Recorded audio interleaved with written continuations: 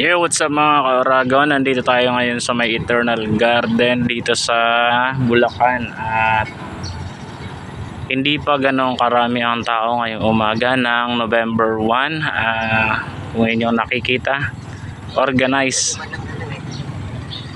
Ito kasi yung aking biyanan. Sinamahan ko siya dito dumalaw. Ang luwag pa, wala pa masyadong mga dalaw. Pero malamang mamayang hapon, gabi, parang mga picnic yan. Natay.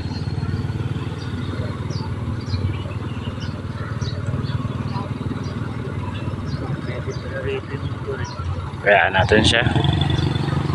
Dito, mga nakalipin dito, mga taga-saan na rin. Buti malinis nyo, nilinis nila no? Siyempre, nalilinis yan. Lalo pag panahon na ganitong Saka binabayaran nila yan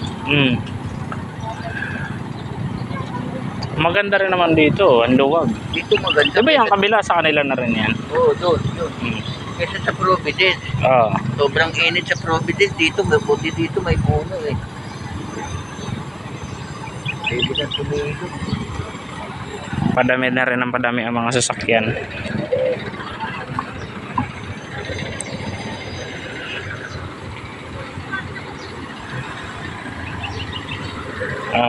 Organize mga ka-Oragon. Nakita ko kanina pagpasok namin, maraming mga naka-deploy. May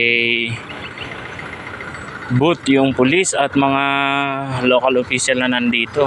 Bago pumasok tong mga four wheels na to, ini-inspect, tinitingnan yung nila, karga, kung ano yung mga karga. Siyempre para maiwasan yung mga magdadala ng mga ipinagbabawal na bagay.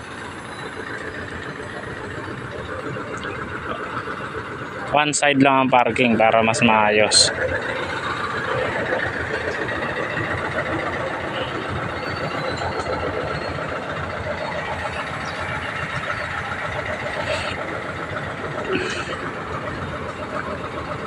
Bali one way lang yung daan kaya nakaikot kami.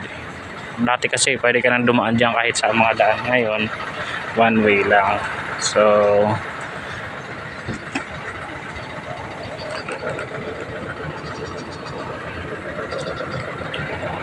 at kapag nandito ka mga ka-Oragon, hindi ka naman maboboring kasi may mga nagtitinda. Pagpapasok ka pa lang, may mga paninda, may mga nakapwesto doon, mga bulaklak or mga kakanin, mga makakain.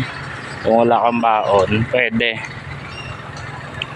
So yun lang, tahimik. Ibang iba talaga kapag sa ganito kang yung kamag-anak mo din alam. Pag ganitong panahon, pagdadalaw ka ay pwede mong iwan yung mga bulaklak. Makikita mo talaga na malalanta yung bulaklak doon sa pinagdalhan mong mahal sa buhay. Hindi kapag sa public cemetery ka, pagtalikod mo pa lang yung mga kandila na yan, hindi mo na makikita yan. Pati yung mga bulaklak na yan, baka makita mo nandun na uli yan sa tindahan. Di ba? Wag nyo i-deny. Ganun talaga sa mga public cemetery. Kaya kung sa public cemetery, wag na kayo magdala ng mga magagandang bulaklak kung iiwan nyo lang din naman agad. Saka yung mga mamahaling kandila. Pero kung hihintayin nyo na maupos yun lahat, okay yun, that's good.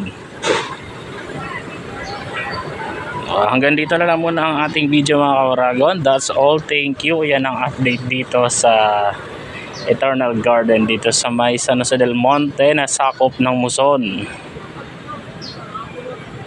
Nagmotor lang kami Sige, that's all.